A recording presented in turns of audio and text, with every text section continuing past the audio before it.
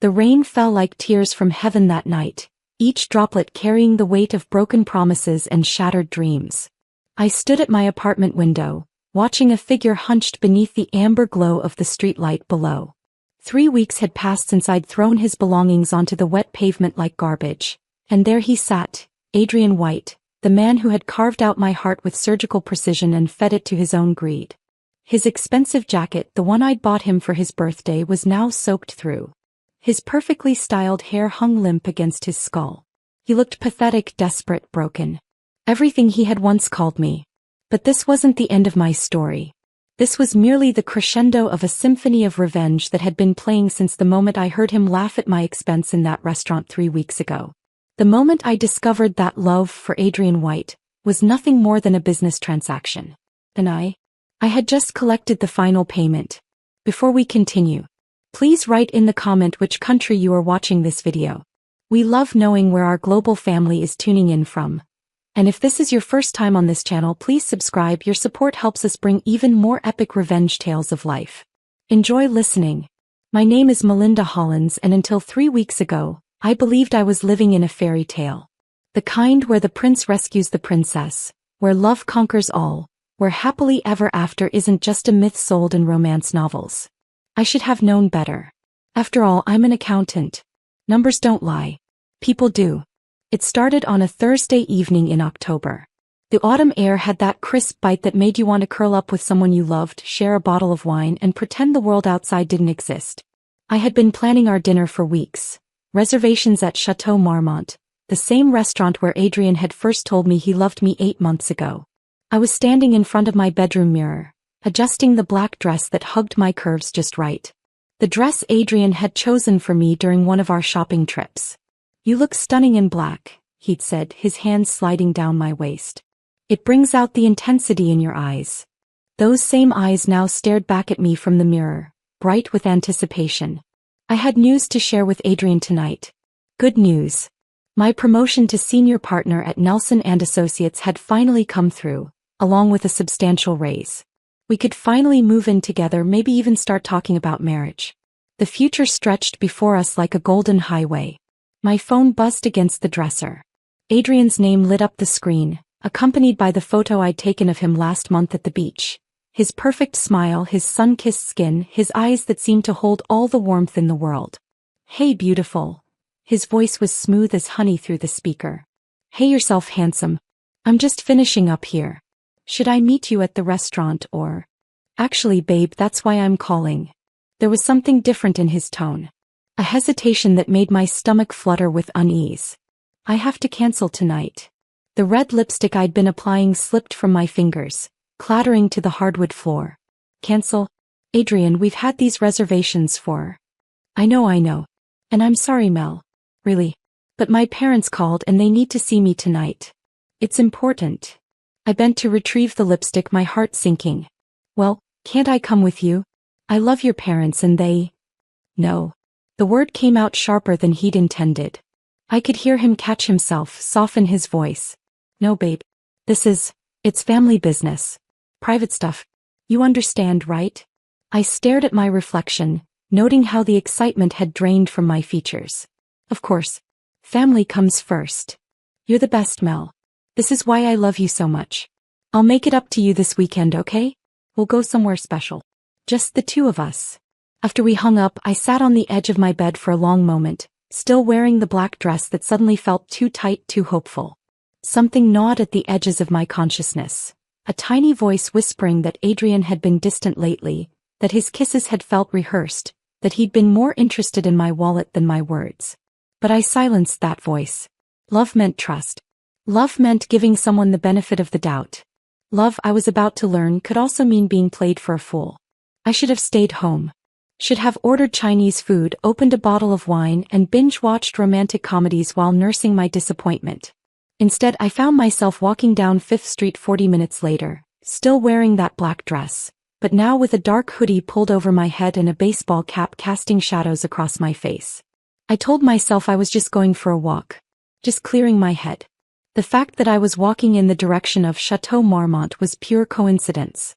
The restaurant glowed like a warm beacon against the cold October night.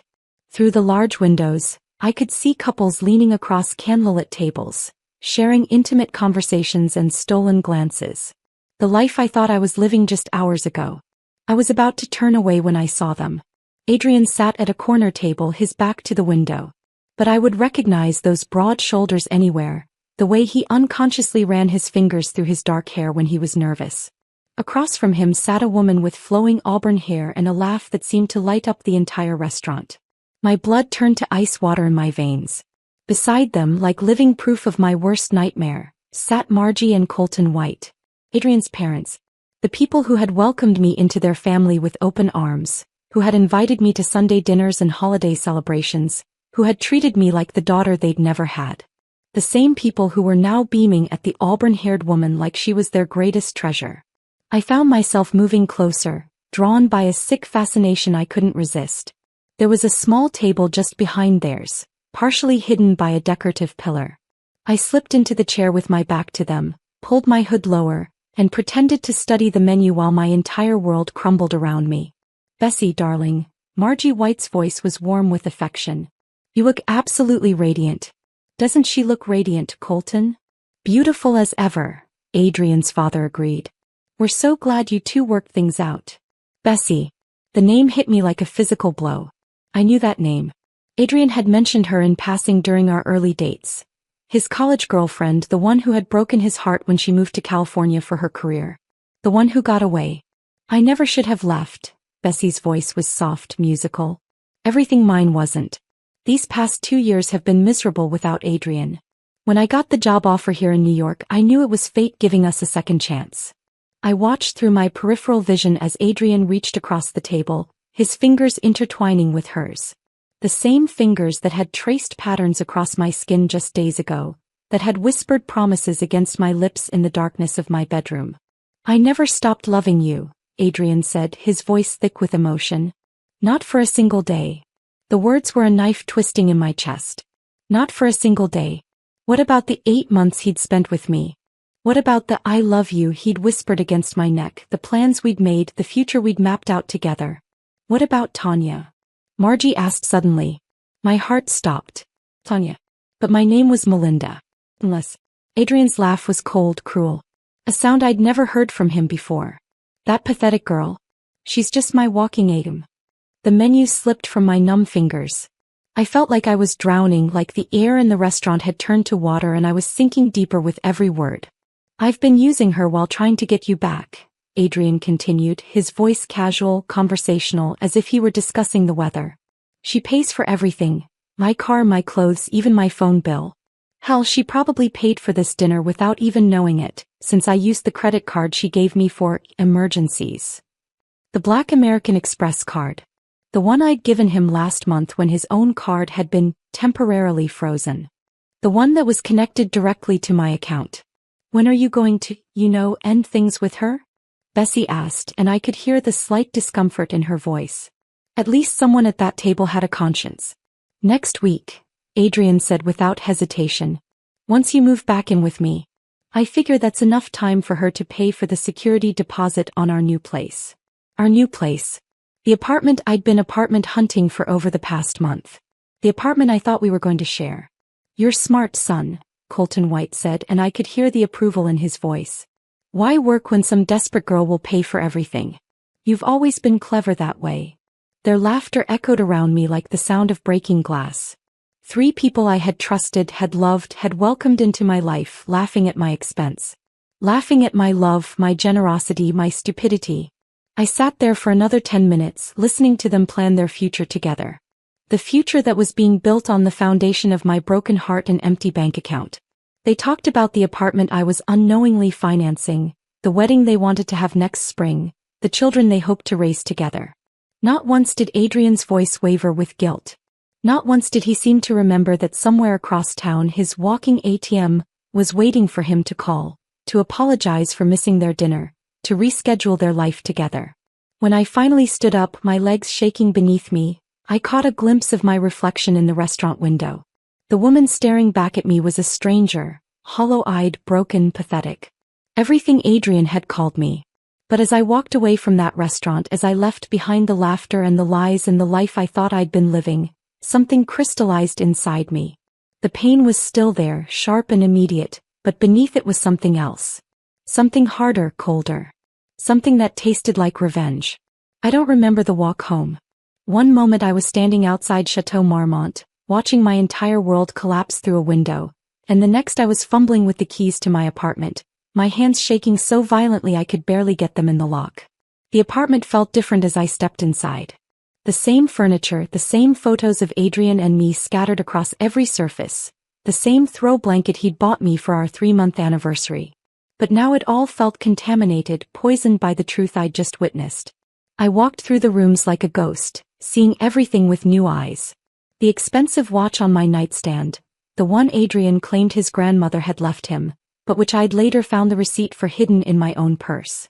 The designer clothes hanging in my closet beside my own, clothes I'd bought him during our shopping trips, telling myself that generosity was just another way of showing love. The laptop on my kitchen counter, the one he used for his freelance graphic design work. Work that never seemed to produce any income, any clients, any actual graphics. Just excuse after excuse about why he needed more time, more space, more of my money to invest in his future. Our future, he'd always said. But there had never been an hour for Adrian White. There had only been his and mine to give. I found his things everywhere.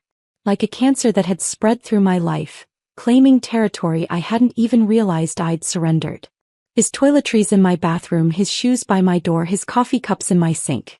Evidence of 8 months of systematic manipulation disguised as love. The anger came in waves. First, the hot, immediate rage that made me want to scream, to throw things, to call him and unleash every curse word I'd ever learned. Then the cold, calculating fury that whispered about justice, about consequences, about making him pay for every lie he'd told and every dollar he'd stolen. But beneath both types of anger was something far worse, shame. The crushing, suffocating shame of having been so thoroughly fooled. Of having been so desperate for love that I'd ignored every red flag, explained away every inconsistency, made excuses for every cruel word or dismissive gesture. I was a successful, intelligent woman. I had a master's degree in accounting, a partnership in a prestigious firm, and the respect of my colleagues. But when it came to Adrian White, I'd been nothing more than a walking ATM with feelings. A resource to be exploited, a fool to be managed. That's when the plan began to form. I started with his belongings. Every shirt I'd bought him, every pair of shoes I'd paid for, every electronic device that bore my fingerprints on the receipt. I gathered them methodically, efficiently, the same way I approached complex financial audits at work. No emotion, no hesitation, just cold, professional execution. The rain had started again by the time I reached the front entrance of my building. Perfect. I opened the door and began dropping Adrian's life onto the wet sidewalk. The designer jacket I'd bought him for his birthday, soaked within seconds. The leather shoes that had cost me half a month's salary, already gathering puddle water between the soles. The expensive cologne, the silk ties, the cashmere sweaters. Everything that had ever made him feel like he deserved better than what he could earn for himself. Mrs. Rodriguez from 4B was walking her dog when I made my final trip downstairs. She paused, watching me dump the last armload of clothes onto the growing pile. "Spring cleaning?" she asked with a knowing smile. "Something like that," I replied, surprised by how steady my voice sounded. "Good for you, Mija," she said, her wise old eyes twinkling. "Sometimes we have to throw out the trash before we can see how clean our house really is." After she'd walked away, I stood there for a moment, looking at the soggy monument to my own stupidity. 8 months of Adrian White, reduced to a pile of wet fabric and broken promises on a New York sidewalk. But this wasn't enough. Not nearly enough. I went back upstairs and opened my laptop. If Adrian thought I was just a pathetic walking ATM, then it was time to show him exactly how smart this ATM really was. They say revenge is a dish best served cold. But as I sat in my apartment that night, surrounded by bank statements and credit card records, I discovered that revenge was actually best served with meticulous attention to detail and a thorough understanding of financial law. Being an accountant had its advantages. I started with the credit cards. The Black American Express I'd given him for emergencies showed a fascinating pattern of charges over the past 3 months. Expensive dinners at restaurants I'd never been to, with Bessie, I now realized. Hotel room charges during weekends when he'd claimed to be visiting his sick uncle in Jersey. Shopping sprees at high-end boutiques where he'd clearly been buying gifts for someone who wasn't me. The total was staggering. Over $15,000 in unauthorized charges, all carefully hidden from me through clever timing and forged signatures on the monthly statements that came to my address. Then there were the cash advances. Small amounts, never enough to trigger fraud alerts, but frequent enough to add up to several thousand more dollars. Money that had funded his double life, his real relationship, his true priorities. My fingers flew across the keyboard as I documented everything. Screenshots, printed records, detailed spreadsheets breaking down every fraudulent transaction. I'd prosecuted corporate embezzlement cases with less evidence than what Adrian had handed me on a silver platter. But the financial fraud was just the beginning. I dug deeper into his digital footprint. The laptop he'd left on my kitchen counter was a treasure trove of information. His email accounts, his social media profiles, his text messages, all of it synchronized and backed up, all of it revealing the true scope of his deception. The emails with Bessie went back 6 months. 6 months of planning their reunion, of coordinating his manipulation of me, of laughing about this stupid rich girl who was funding their love affair. There were detailed discussions about which of my possessions they wanted to keep when he moved in with her, mockery of my appearance and personality, and strategic advice about how to extract the maximum amount of money from me before the inevitable breakup. But the most damning evidence was in his text messages with his friend Jake Damien, a sleazy wannabe pickup artist who apparently served as Adrian's mentor in the fine art of financial seduction. Jake, how's the money train running? Adrian, full steam ahead. Just got her to pay for my car insurance for the whole year. Told her I wanted us to combine our finances as a step toward marriage. Jake, classic move. How much you think she's worth total? Adrian, her apartment alone is probably worth $800K. Plus she just made partner at her firm. I'm talking serious money here. Jake, and she has no idea? Adrian, none. She thinks I'm her soulmate. It's almost sad how desperate she is. Almost sad. My 8 months of love, devotion, and genuine happiness were almost sad to him. I kept reading, my fury building with each exchange.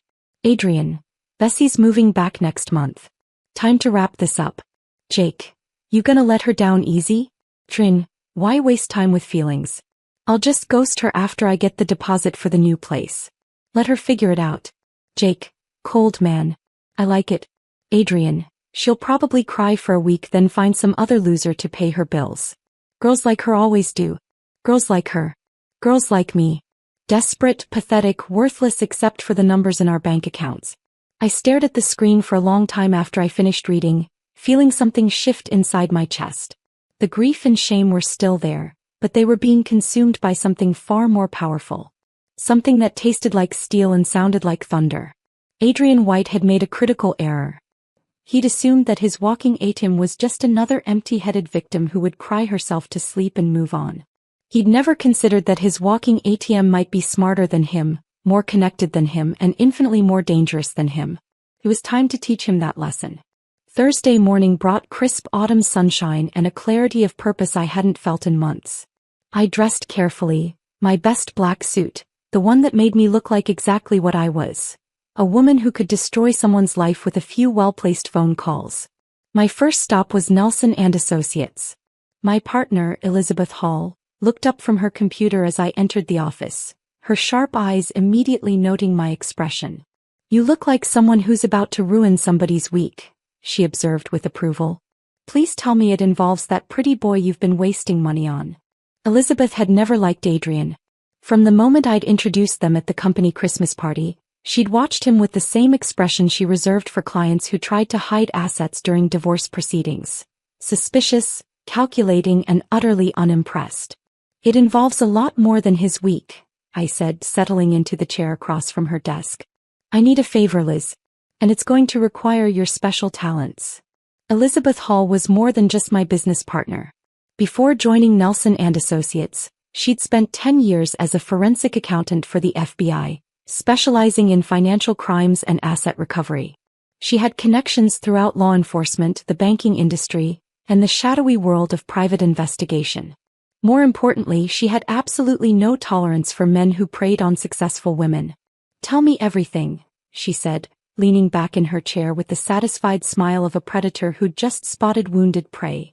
I laid it all out for her.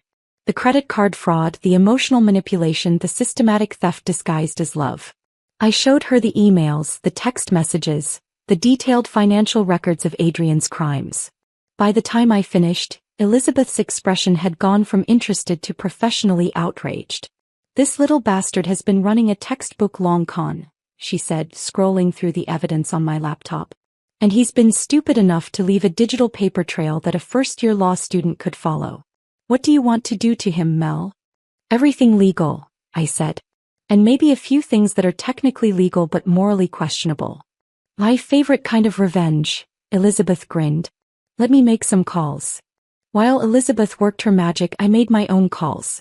To the credit card companies reporting unauthorized use. To the bank flagging suspicious transactions. To the apartment complex where Adrian was planning to move in with Bessie, informing them that any deposit paid with my financial information was fraudulent. But those were just the opening moves. My next call was to Miranda Walsh, my college roommate who now worked as a senior producer at Channel 7 News. Miranda specialized in consumer protection stories, the kind of investigative pieces that destroyed people's reputations and followed them for years. "Mel." Miranda's voice was bright with genuine affection. "It's been too long. Please tell me you're calling with a story. I'm dying for something with real teeth." "I'm calling with a story," I confirmed. "How would you like to expose a serial romance scammer who's been targeting successful women across the city?" The pause on the other end was pregnant with possibility. "Keep talking," Miranda said. I gave her the condensed version, focusing on the broader pattern of Adrian's behavior rather than my personal heartbreak.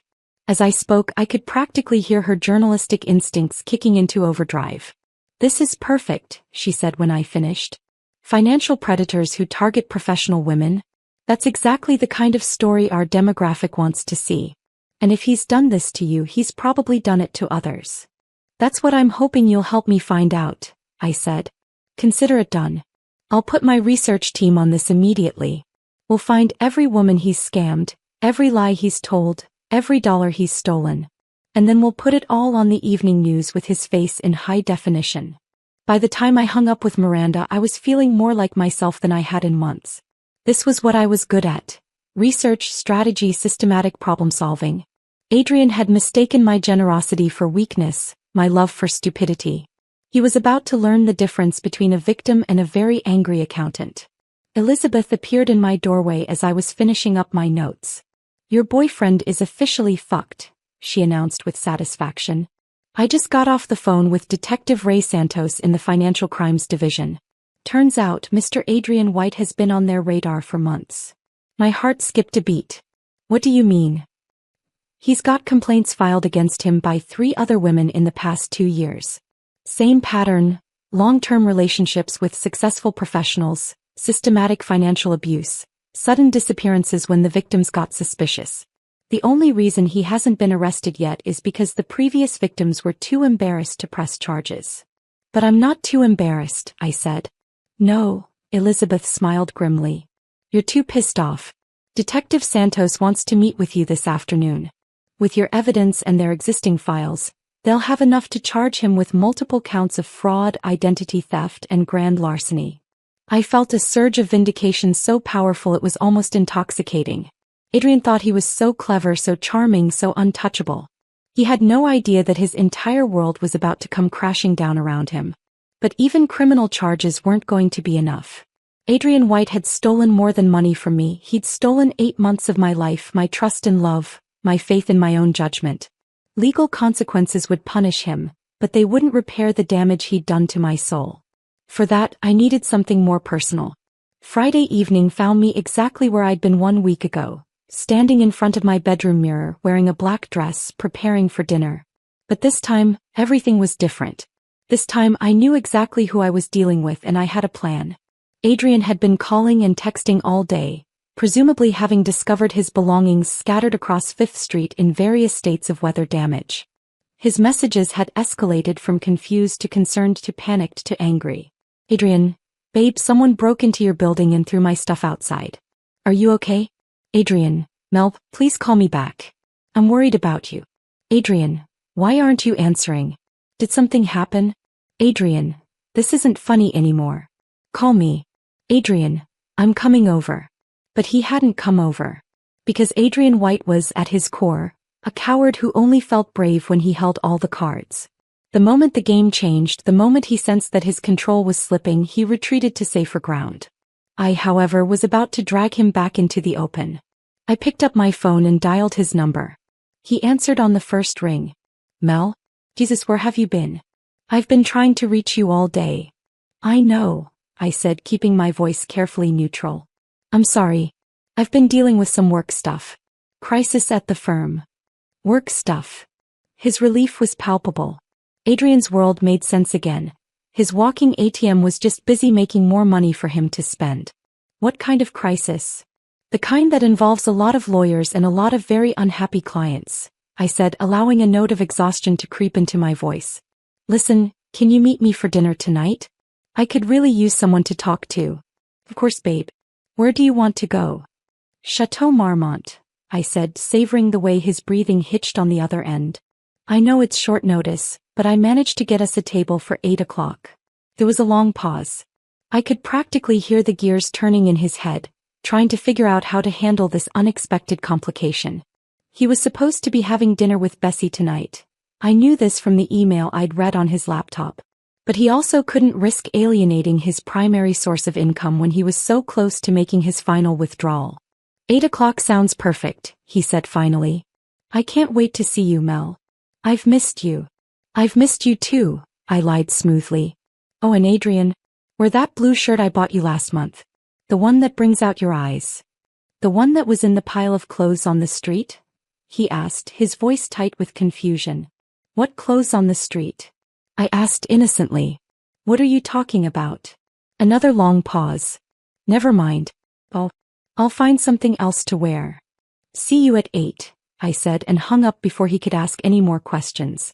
The next call was to Miranda at Channel 7. We're on for tonight, I told her. He'll be at Chateau Marmont at 8 o'clock. Can your team be in position? Already handled, Miranda said. We'll have cameras set up across the street and a wireless mic on you. Just get him to talk about the scam on tape and we'll have everything we need for the story. What about Detective Santos? He'll be there too, off camera but ready to make the arrest as soon as you give the signal. This is going to be beautiful, Mel. Justice served with a side of public humiliation. My final call was to Elizabeth. Phase 1 is in motion, I told her. Are you ready for Phase 2? I've been ready since yesterday, she said with grim satisfaction. As soon as he's arrested, I'll release our findings to every financial institution in the city. His credit will be destroyed, his bank accounts frozen, and his ability to run this scam on anyone else will be permanently eliminated. And Phase 3. Bessie Caden, recently returned from California, currently employed at Emiliano and Associates advertising firm, Elizabeth recited from her notes. I've got her work email, her home address, and detailed records of every gift she's received from Adrian using your money. She'll get a very interesting package on Monday morning. I felt a cold smile spread across my lips. Bessie wasn't entirely innocent in this. The emails I'd read made it clear that she knew about me and had actively participated in planning my exploitation. But she was also another victim of Adrian's lies, even if she didn't realize it yet. When she discovered that her romantic reunion had been funded by fraud, that her Prince Charming was actually a career criminal, that her happily ever after was built on stolen money, well, that would be its own form of justice. Perfect, I said. Let's destroy this man. Chateau Marmont looked exactly the same as it had 3 nights ago when my world had collapsed. Same warm lighting, same intimate atmosphere, same couples sharing romantic dinners and whispered promises. But I felt like a completely different person walking through those doors. Adrian was already seated at a corner table, not the same one where I'd witnessed his betrayal, but close enough that I could see the exact spot where he'd called me pathetic. He looked nervous, fidgeting with his water glass and checking his phone every few seconds. His hair was perfectly styled, his clothes immaculate despite the fact that most of his wardrobe was currently decorating a city dumpster. He stood when he saw me approaching, his face lighting up with that charming smile that had once made my heart skip beats. Now it just looked like what it had always been, a mask hiding the predator underneath. Mel, he said, leaning in to kiss my cheek. You look incredible. Thank you, I said, settling into my chair and noting the small wireless transmitter hidden beneath my bracelet. Miranda's team was listening to every word. You clean up pretty well yourself, considering your entire wardrobe apparently went missing. His smile flickered slightly. Yeah, about that. I think someone might have targeted your building. Maybe we should look into better security. Maybe, I agreed, opening my menu. Or maybe someone was trying to send a message. The waiter appeared before Adrian could respond and we ordered our drinks. Wine for him, water for me. I needed to stay sharp for what was coming. So tell me about this work crisis, Adrian said once we were alone again. You sounded really stressed on the phone. It's complicated, I said, studying his face. Even now, even knowing what I knew, part of me wanted to see some flicker of genuine concern, some hint that our 8 months together had meant something real to him. But his eyes held nothing but calculation. He was already figuring out how to leverage my supposed crisis to his advantage. You know you can talk to me about anything, he said, reaching across the table to take my hand. The same hand that had held Bessie's 3 nights ago. We're a team, remember? Are we? I asked softly. Of course we are. I love you, Mel. Whatever's going on, we'll figure it out together. The wine arrived and Adrian immediately drained half his glass. His nervousness was showing more clearly now. The way he kept glancing toward the door, the slight tremor in his voice, the beads of sweat forming along his hairline despite the restaurant's comfortable temperature. Actually, I said, leaning back in my chair, I've been thinking about us lately. About our relationship, our future together. Yeah. His eyes lit up with what I now recognized as greed rather than love. What kind of thinking? Well, we've been together for 8 months now. We've talked about moving in together, combining our finances, maybe even getting married someday. We have, he agreed eagerly. And I want all of that, Mel. I want everything with you. But I've been wondering, I continued, my voice steady despite the rage building in my chest, what exactly you bring to this relationship? What you contribute? The question caught him off guard. He'd been expecting me to offer more money, more support, more of myself. He hadn't been prepared to justify his own worth. What do you mean? He stammered. I mean, I pay for everything. Your clothes, your food, your entertainment, your car insurance, your phone bill. I was even planning to pay the deposit on our apartment. So what exactly are you contributing to our partnership? His face flushed red. Mel, I can't believe you're keeping score like this. Love isn't about money. No, I agreed. It's not. So if it's not about money, you won't mind if I cancel the credit cards I gave you? If I stop paying for your expenses? If we split everything 50-50 from now on? The silence stretched between us like a chasm. Adrian stared at me with growing panic, his charming mask finally beginning to slip. You're being ridiculous, he said finally. I'm between jobs right now, you know that. Once my graphic design business takes off. What graphic design business? I interrupted. I've never seen any of your work. I've never met any of your clients. I've never even seen you sit down at a computer to actually design anything. It's complicated. Building a client base takes time. 2 years. I asked. Because according to your friend Jake Damien, you've been between jobs for over 2 years. That's a long time to build a client base. The color drained from his face. How do you know about Jake? The same way I know about Bessie Caden, I said, watching his world crumble in real time. The same way I know about the other women you've scammed. The same way I know that you've been using me as your personal ATM while planning your happily ever after with someone else. Adrian opened his mouth, closed it, opened it again. For the first time in 8 months he was speechless. Did you really think I was that stupid? I continued, my voice growing colder with each word. Did you honestly believe you could sit at this exact restaurant 3 nights ago, hold another woman's hand, and call me a pathetic walking ATM without consequences? His face went completely white. You were here? You heard. I heard everything, I said. Every laugh, every cruel joke, every plan you made with my money. I heard you tell your parents that Bessie was the love of your life while I was at home waiting for you to call and reschedule our date. Adrian's hands were shaking now. He looked around the restaurant desperately, as if searching for an escape route or perhaps hoping this was all some terrible nightmare. Mel, please let me explain. Explain what? How you've been committing credit card fraud for the past 6 months. How you've been stealing money from my account to fund your relationship with another woman. How you've been planning to abandon me as soon as you squeezed the last dollar out of my bank account. It's not like that, he said weakly. Then what is it like, Adrian? Please enlighten me. Tell me how this looks from your perspective. He stared at me for a long moment, and I could see the exact moment when he realized his game was over. The charm, the lies, the manipulation, none of it was going to work anymore. His walking ATM had become something far more dangerous. An informed victim with resources. You don't understand, he said finally, his voice barely above a whisper. Bessie and I, we have history. Real history. What we have is funded by my money, I interrupted. Every dinner you took her to, every gift you bought her, every hotel room where you made your plans, all of it paid for with fraudulent charges to my credit cards. I was going to pay you back. With what money, Adrian? You don't have a job. You don't have any income except what you steal from women who are stupid enough to love you. The word love hung in the air between us like an accusation. 8 months of my life, my heart, my trust, all of it reduced to a transaction that had never meant anything to him. How many others have there been? I asked quietly. What? How many other women have you done this to? How many other pathetic girls have funded your lifestyle while you laughed at their expense? Adrian's silence was answer enough. I reached into my purse and pulled out a manila folder, placing it on the table between us. Detective Santos from the Financial Crimes Division is very interested in meeting you. Apparently, you've been quite busy over the past few years. His eyes fixed on the folder like it contained his death sentence. Which in a way it did.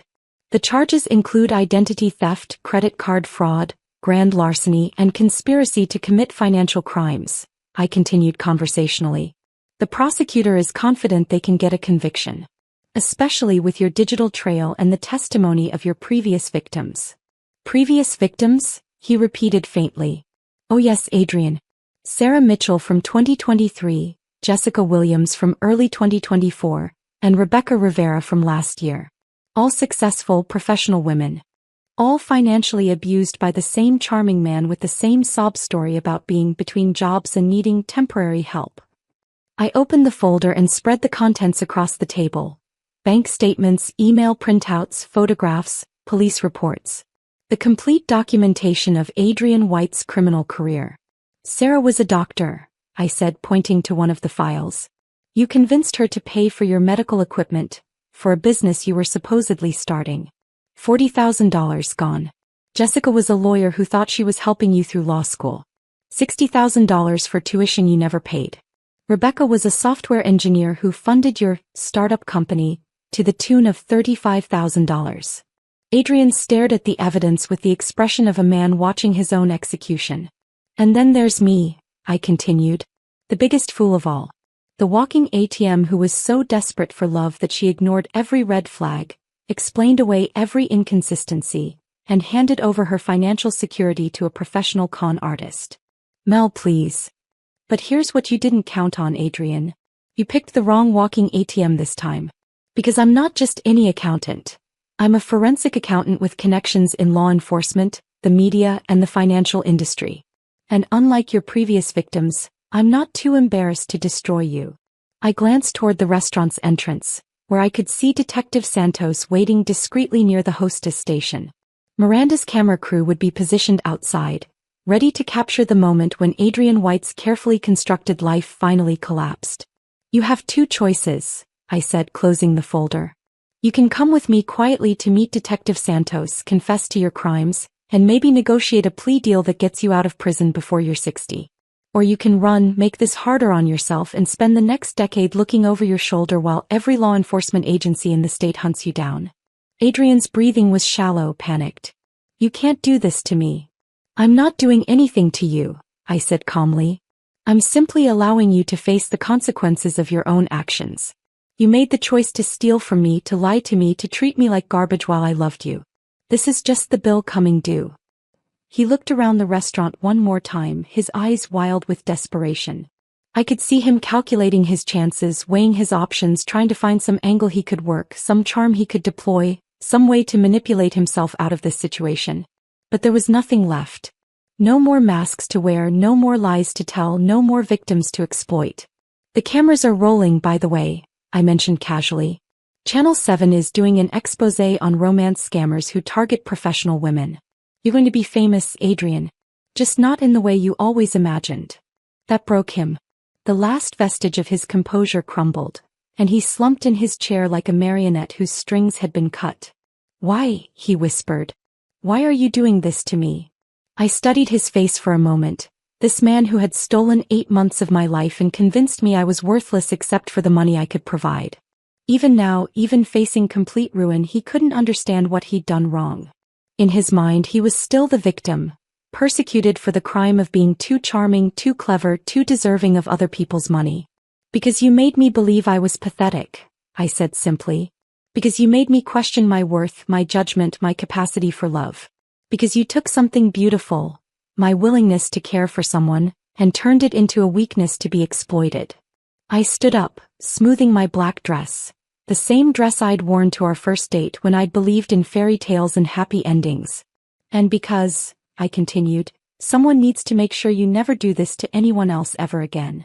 I walked toward the restaurant entrance, leaving Adrian sitting alone at the table with the evidence of his crimes spread before him like a tarot reading of his future.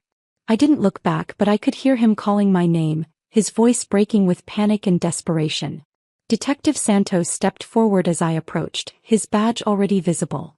Miss Hollins, he said quietly. He's all yours, Detective, I replied. The arrest was swift and professional. Detective Santos approached the table while Adrian was still staring at the evidence folder, his face a mask of disbelief and terror. The handcuffs clicked shut around his wrists with a sound that I felt in my bones. The sound of justice, of accounts being settled, of 8 months of lies finally coming to an end. Other diners turned to watch as Adrian was led through the restaurant, their conversations dying into whispered speculation. The man who had once commanded every room with his charm and confidence was now just another criminal being taken into custody, his head down, his shoulders hunched with shame. I followed at a distance, watching through the restaurant windows as Miranda's news crew captured every moment of his humiliation. The bright camera lights illuminated his face as Detective Santos read him his rights, and I could see the exact moment when Adrian realized that his arrest was being broadcast to the entire city. Ma'am. The voice belonged to Detective Santos, who had returned to the restaurant after securing Adrian in the patrol car. Would you be able to come to the station tonight to give your formal statement? Of course, I said, surprised by how steady my voice sounded. Whatever you need. This was good work, he said, his weathered face creasing into an approving smile. Most victims of romance scams are too embarrassed to come forward. But you've just helped us close cases that have been open for years. Most victims. The phrase echoed in my mind as I walked out of the restaurant and into the cool October night. I wasn't most victims. I was Melinda Hollins, and I had just orchestrated the complete destruction of the man who had tried to destroy me. But as I stood on the sidewalk watching the patrol car disappear into the city traffic, I realized that the arrest was only the beginning. Adrian White's punishment would be measured in years of prison time, but his impact on my life would take longer to undo. I pulled out my phone and dialed Elizabeth. Please tell me you got it all on tape, she said without preamble. Every word, I confirmed. He's on his way to central booking right now. Perfect. I'm releasing the financial analysis to the media in 30 minutes. By tomorrow morning, every bank, credit union, and financial institution in the tri-state area will have his photo and a detailed description of his methods. What about Bessie? That's where things get interesting, Elizabeth said, and I could hear the satisfaction in her voice. I did some digging into Ms. Caden's background. Turns out she's not quite the innocent victim we thought she was. My blood went cold. What do you mean? I mean she's been running the same scam on the West Coast for the past 2 years. Different methods. She poses as a struggling artist who needs financial support to pursue her dream, but the same basic con. She's bilked at least 6 men out of their savings since she moved to California. The pieces clicked together in my mind with sickening clarity. Adrian and Bessie weren't just reuniting lovers. They were business partners. 2 professional con artists who had found each other and decided to combine their operations. So when she moved back to New York, I began. She was coming back to work with Adrian, Elizabeth finished. They were planning to expand their operation, probably target married couples, elderly people with retirement savings, maybe even small business owners. The thought made me physically ill. If I hadn't followed Adrian to that restaurant, if I hadn't overheard their conversation, how many more people would have fallen victim to their schemes? How many lives would have been destroyed while I unknowingly funded their criminal enterprise? We have to stop her, I said. Already in motion, Elizabeth replied. I've been in contact with the Los Angeles Police Department all day. They've been looking for her in connection with several fraud cases. She's going to have some very interesting visitors tomorrow morning. And the evidence package you mentioned? Being delivered as we speak. Along with copies to her employer, her landlord, and her family in Ohio. By Monday morning, Bessie Caden's carefully constructed new life is going to collapse just as completely as Adrian's did tonight. I felt a surge of vindication so powerful it was almost intoxicating. Justice wasn't just catching Adrian. It was dismantling their entire operation, making sure that neither of them could hurt anyone else the way they'd hurt me. But beneath the satisfaction was something else. Something that felt like grief for the woman I'd been just a week ago. Trusting, generous, willing to believe in love even when all the evidence pointed toward deception. Mel. Elizabeth's voice was gentle. You did the right thing. You know that, right? I know, I said, though the words felt hollow. It's just, I keep thinking about all the signs I missed, all the times I explained away his behavior, all the money I threw at a relationship that never existed. That's not your fault. These people are professionals. They make a living manipulating emotions and exploiting trust. The fact that you're a good person who wanted to help someone you loved doesn't make you stupid. It makes you human. A human who lost over $50,000 to a con artist, I said bitterly. A human who lost $50,000 but gained something far more valuable, Elizabeth corrected. You gained the knowledge that you're strong enough to fight back, smart enough to gather evidence, and brave enough to seek justice. Adrian White picked the wrong victim, Mel. And now he's going to spend the next few years thinking about that mistake from a prison cell. After I hung up with Elizabeth, I walked slowly through the city streets, my mind spinning with everything that had happened. The arrest, the evidence, the revelation about Bessie. It was all happening so fast that I could barely process it. My phone buzzed with a text message from Miranda. The story airs tomorrow at 6 p.m. You're going to help a lot of people, Mel. Thank you for having the courage to speak out. Another message, this one from Detective Santos. Formal charging tomorrow morning. With your evidence and testimony, we're looking at 5 to 7 years minimum. Justice is served. 5 to 7 years. It seemed both like too much and not nearly enough for what Adrian had done. No amount of prison time could give me back the 8 months I'd spent loving someone who saw me as nothing more than a source of income. No sentence could restore my faith in love, my trust in my own judgment, my belief that fairy tales could come true. But it was a start. The story broke on Channel 7 the next evening with the kind of impact that Miranda had promised. Romance Scammer Targets Professional Women was the lead story, complete with Adrian's arrest footage, interviews with his previous victims, and a detailed breakdown of his criminal methods.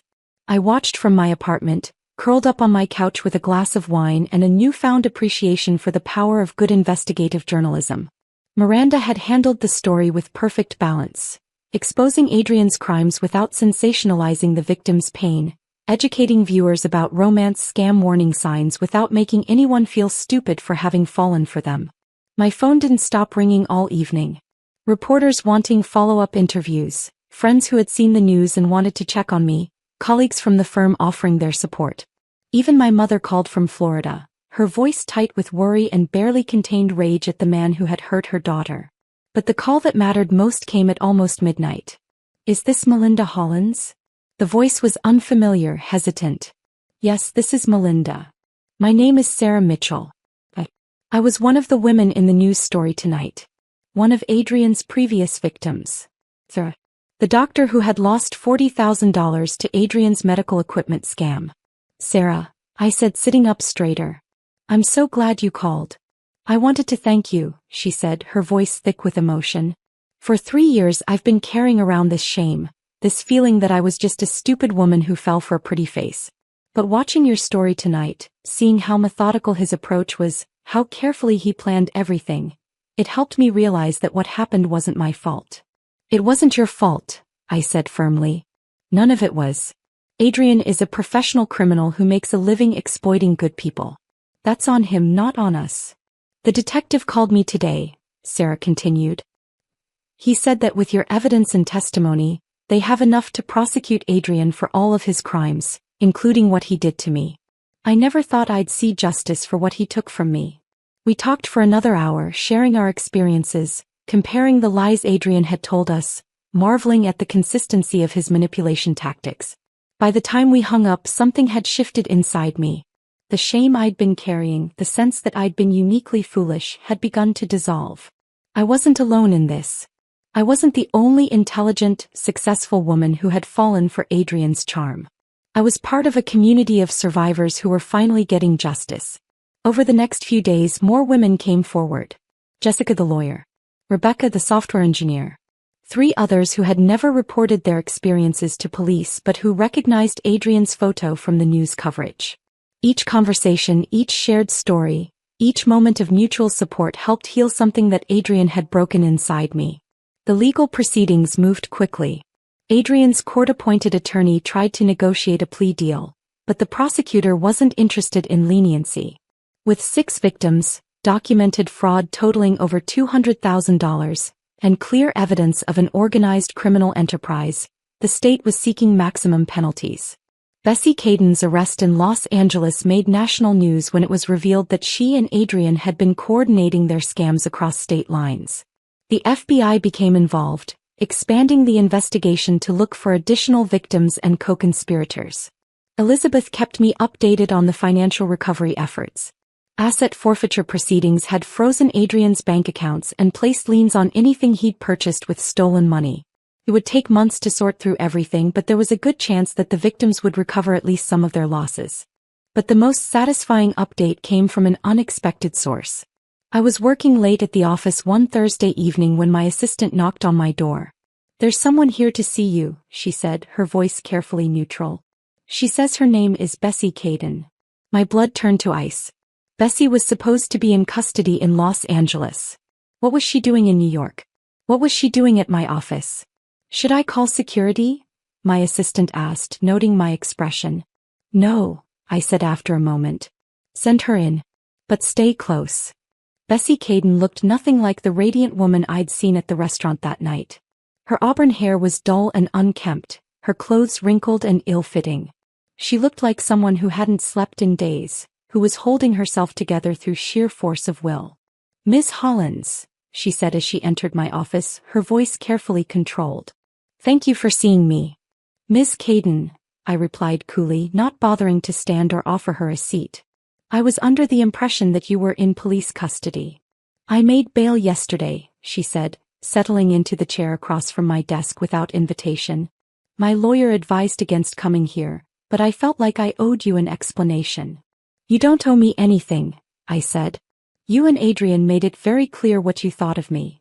Bessie winced at the mention of Adrian's name. "That's what I want to explain. What you heard that night at the restaurant. It wasn't the whole truth." I leaned back in my chair, studying her face.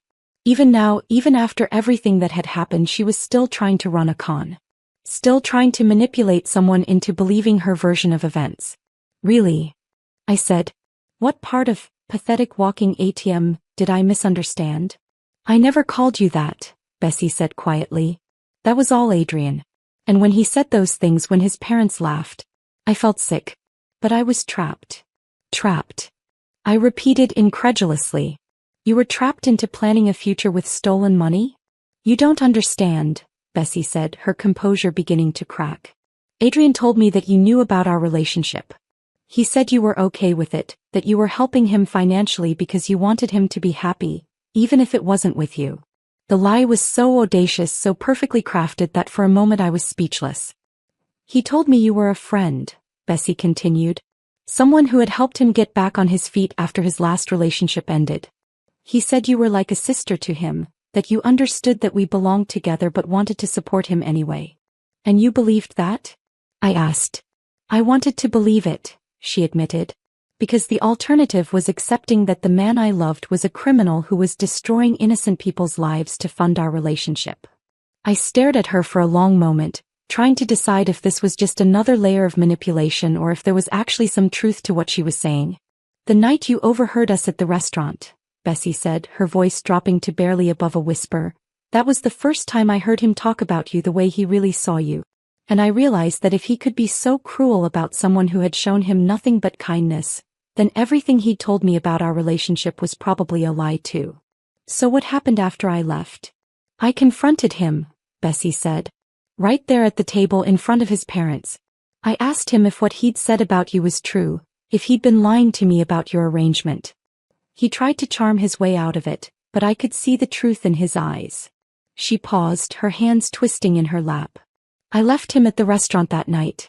Told him I never wanted to see him again. That's when I found out about the warrant for my arrest in California. Adrian had been using my identity to open credit cards, taking out loans in my name. He'd been running his East Coast operation using my credit history while I was scamming people in Los Angeles. The pieces of the puzzle were clicking into place, painting a picture that was somehow even more twisted than I'd originally imagined.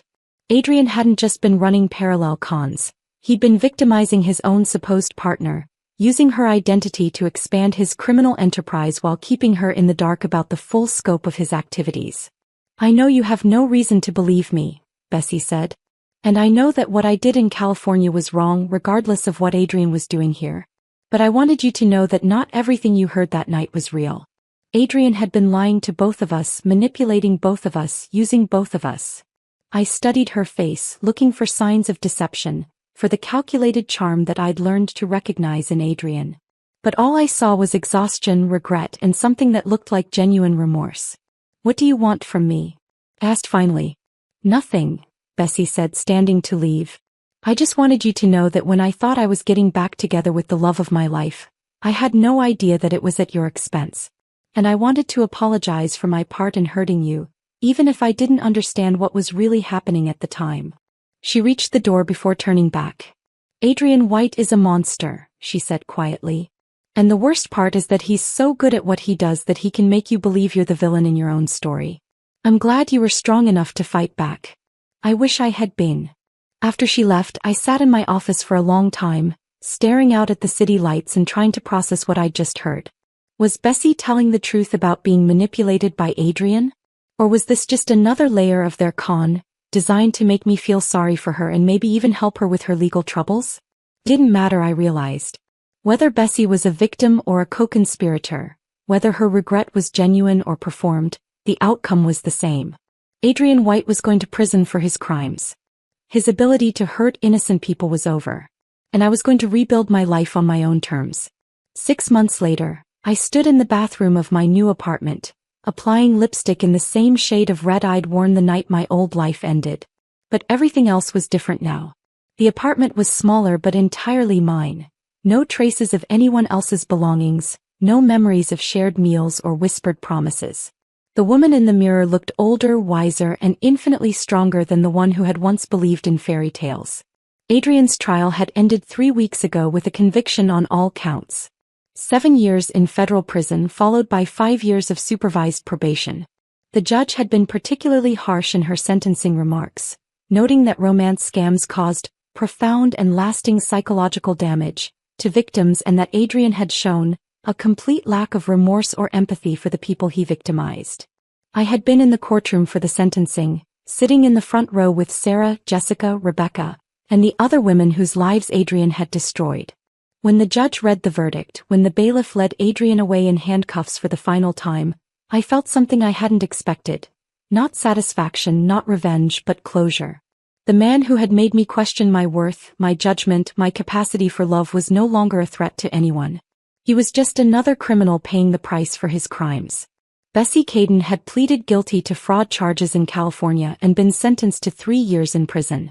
During her plea hearing, she had provided testimony that helped authorities uncover additional victims and recover stolen assets. Whether her cooperation was motivated by genuine remorse or just a desire for a lighter sentence, it had helped ensure that more people got justice. The financial recovery had been better than expected. Between asset forfeiture, insurance claims, and restitution orders, I had recovered about 60% of what Adrian had stolen from me. More importantly, the experience had led to new opportunities. Several law firms had approached me about consulting on financial fraud cases, and I was considering a career shift into forensic accounting full-time. But the most significant change wasn't professional or financial. It was personal. I had learned to trust myself again. Not the naive trust that had made me vulnerable to Adrian's manipulation, but a deeper, more mature understanding of my own worth and boundaries. I had learned that generosity was still a virtue, but that it needed to be balanced with wisdom. That love was still worth pursuing, but that it required honesty, respect, and mutual support to be real. My phone buzzed with a text message from Miranda. "Ready for tonight's interview? The documentary team is excited to meet you." Tonight was the taping of my interview for Stolen Hearts, a feature-length documentary about romance scams that would air on Netflix next month. The producers had approached me after seeing Miranda's original news story, wanting to explore the psychology of both perpetrators and victims in depth. I had hesitated at first. The idea of sharing my story on a national platform, of having my mistakes and heartbreak analyzed for entertainment, had felt overwhelming. But then I thought about all the women who were probably sitting in restaurants right now, listening to charming men tell elaborate lies, handing over their hearts and their bank accounts to professional predators. If my story could help even one person recognize the warning signs, if it could give even one victim the courage to fight back, then the embarrassment would be worth it. "Ready as I'll ever be," I texted back. The documentary interview was scheduled for 7 o'clock at a production studio downtown. I had an hour to kill, so I decided to walk through Central Park, to clear my head and prepare for what would undoubtedly be an emotionally challenging conversation. The park was beautiful in the late afternoon light, filled with joggers and dog walkers and couples sharing romantic moments on benches. 6 months ago, seeing those couples would have filled me with bitter cynicism. Now I found myself hoping their love was real, that their trust was well placed, that their stories would have happier endings than mine had. I was watching a young couple feeding ducks by the pond when someone cleared their throat behind me. "Excuse me, are you Melinda Hollins?" I turned to find a man in his mid-30s, tall and lean with kind eyes and a slightly nervous smile. He was holding a copy of the Wall Street Journal, and I could see my name on the front page of the business section. An article about my new consulting firm that had been published that morning. "Yes," I said cautiously. 6 months of dealing with reporters and documentary producers had made me wary of strangers who recognized me. "I'm sorry to bother you," he said quickly. "My name is Michael Edwards. I'm a financial crimes prosecutor with the Manhattan DA's office. I wanted to thank you for the work you've been doing." "Thank me. Your testimony in the White case, the financial analysis you provided, the way you've been speaking out about romance scams, it's made a huge difference in how we prosecute these cases," Michael said. "We've seen a 30% increase in victims coming forward since your story went public." That's wonderful to hear," I said, surprised by how much his words meant to me. "I was actually hoping to ask you about consulting on a case we're building," he continued. "It's similar to what you experienced. A serial romance scammer who's been targeting professional women across the tri-state area. We could really use someone with your expertise and insight." I found myself studying his face as he spoke, noting the genuine passion in his voice when he talked about seeking justice for victims, the way his eyes lit up when he described the impact of my work. There was something refreshing about his directness, his professional focus, his obvious respect for what I'd been through. "I'd be interested in hearing more," I said. "Do you have a card?" He handed me a business card, our fingers brushing briefly in the exchange. "There's a case briefing next Thursday at 2 o'clock. Would you be available?" "I'll check my calendar," I said, slipping the card into my purse. "Great," Michael said, his smile widening. "And Miss Hollins? What you did, fighting back the way you did, refusing to be silenced or ashamed, that took incredible courage. I hope you know how many people you've helped." After he walked away, I stood by the pond for a few more minutes, watching the ducks glide across the water and thinking about unexpected encounters and second chances. Michael Edwards seemed like a good man, someone who shared my passion for justice and my commitment to protecting vulnerable people. But more than that, he seemed like someone who respected my strength rather than seeing it as a threat, who valued my intelligence rather than trying to exploit it, who understood that my past experiences had made me wiser rather than damaged. "Maybe," I thought as I headed toward the documentary studio, I was ready to start believing in possibilities again. The rain drummed against my office window as I finished reviewing the financial records for the Emiliano case. Another romance scammer, another pattern of manipulation and theft, another opportunity to seek justice for women who had been told they were worthless except for their bank accounts. My consulting firm, Holland's Financial Investigations, now employed 12 people and handled cases across the eastern United States. We specialized in financial fraud analysis, asset recovery, and victim advocacy, using the skills I'd developed as Adrian White's victim to help other survivors fight back against their abusers. The work was challenging, sometimes heartbreaking, but always meaningful. Every case we closed, every perpetrator we helped convict, every dollar we recovered felt like a small victory over the cynicism and despair that had once threatened to consume me. My personal life had undergone its own transformation. Michael Edwards and I had been dating for 2 years now, building our relationship slowly, carefully, on a foundation of mutual respect and shared values. He understood my trust issues, my need for independence, my commitment to my work. And I had learned to recognize the difference between a man who supported my strength and one who sought to exploit my vulnerabilities. We were talking about moving in together, maybe even getting married someday. But this time I was approaching love with wisdom as well as hope, with boundaries as well as generosity. My phone buzzed with an email notification. The subject line made my blood run cold. Adrian White, parole hearing. I opened the message with trembling fingers. Adrian was eligible for early parole after serving 4 years of his 7-year sentence. The hearing was scheduled for next month, and as a victim, I had the right to provide testimony about the impact of his crimes. I stared at the email for a long time, memories flooding back of that night at Chateau Marmont, of the arrest, of the trial where Adrian had finally been forced to face the consequences of his actions. 4 years had passed, but the wounds he'd inflicted still felt fresh sometimes, still influenced the way I approached relationships and trust. But they no longer defined me. I picked up my phone and called Detective Santos, who had become a friend over the years. "Ray, it's Melinda. I just got the notification about Adrian's parole hearing." "I figured you might," Santos said. "What are you thinking?" "I'm thinking that Adrian White served his time according to the law, and if the parole board believes he's been rehabilitated, then that's their decision to make." "You're not going to fight the parole?" I considered the question carefully. Part of me wanted to keep Adrian locked away forever, to ensure that he could never hurt another woman the way he'd hurt me. But a larger part of me recognized that my healing couldn't depend on his continued imprisonment. "I'm going to attend the hearing," I said finally. "I'm going to tell the board about the impact of his crimes, about the work we've done to help other victims, about the importance of monitoring repeat offenders.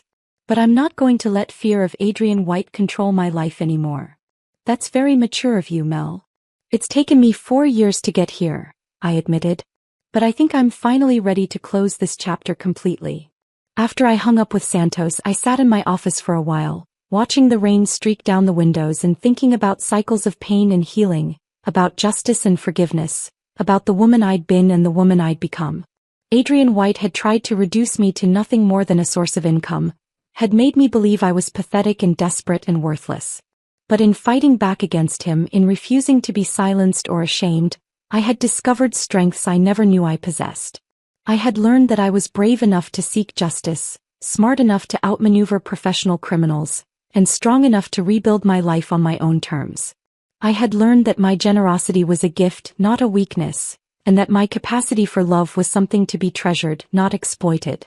Most importantly, I had learned that my worth wasn't determined by someone else's treatment of me, but by my own actions, my own choices, my own commitment to using my experiences to help others.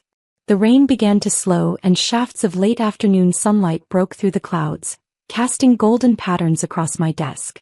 Somewhere across the city, women were probably sitting in restaurants, listening to charming men tell elaborate lies, handing over their hearts and their wallets to predators in expensive suits.